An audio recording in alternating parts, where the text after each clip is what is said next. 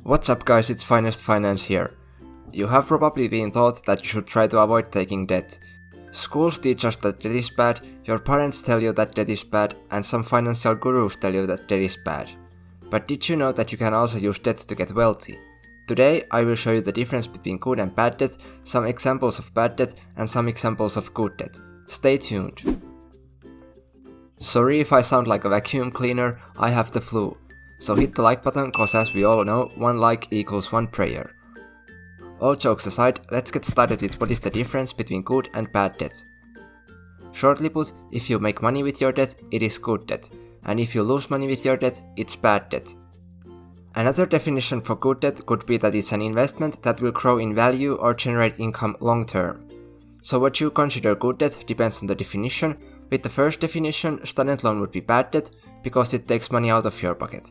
But with the second definition, student loan would be good debt. You are taking debt to graduate, which increases your value as an employee, and it most likely raises your future income too. In this video, however, I want to show examples of good debt that fall under the first definition, where you use debt to get wealthy. But what is your opinion on this? Do you think student loan debt is a good debt or is it a bad debt? Let me know in the comments. Let's first show some examples of bad debt before we move on to the examples of good debt, so you can see the difference between good and bad debt. The definition for bad debt was that you are losing money because of your debt. Examples of bad debt are things like car loan, credit cards, and consumables. Cars lose value immediately when you try them off the lot. You will also lose money on repairs, fuel, insurances, and so on. This means that the car is a liability, so it only takes money out of your pocket. Credit cards are also a liability, they have very high interest rate and they don't generate you more income. This doesn't mean that you should cut up your credit cards, but use them correctly, not for some useless spending. Credit card reward programs can offer you great benefits, which is one good reason to use a credit card. But if you are a shopaholic and know you can't control your spending, try to avoid credit cards. And lastly, consumables obviously only make you lose money, so they are a liability, meaning that they are bad debt. So those are 3 examples of bad debt. Let's now take a closer look at examples of good debt. Now for a good debt, we are using the definition that it makes you money, meaning that you use debt to become wealthy. One example of good debt is investing the borrowed money. You could buy stocks or real estate that generates you more income than what you have to pay for the costs of the debt. Using other people's money to invest is called leveraging. Let's take a closer look at how leverage works and how you can use debt to become rich. Let's say that you have $10,000 that you can invest. You invest all your money in a company that has an annual dividend yield of 5%. This means that every year you will receive $500 of dividend.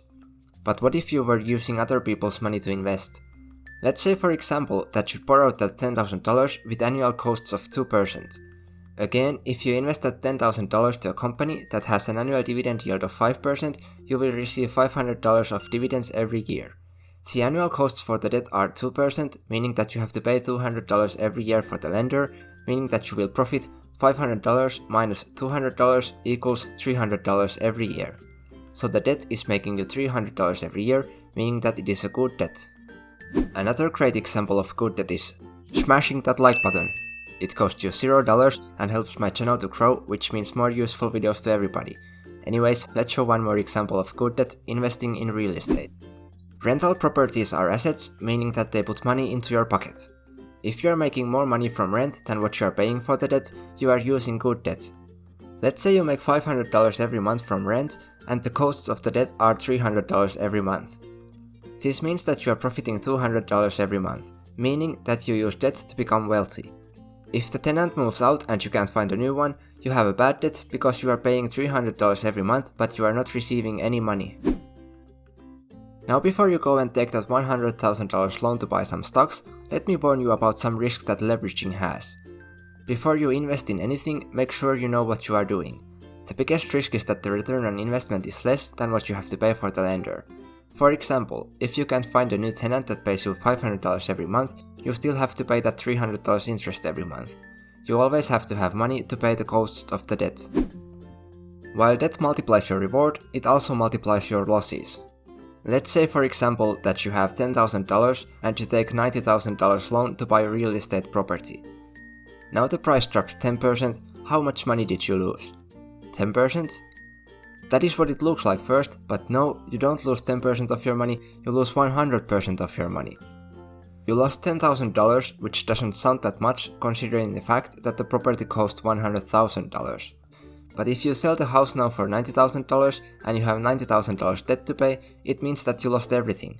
Not to mention, if the price of the house drops 20%, you would lose everything and still owe $10,000 to the lender.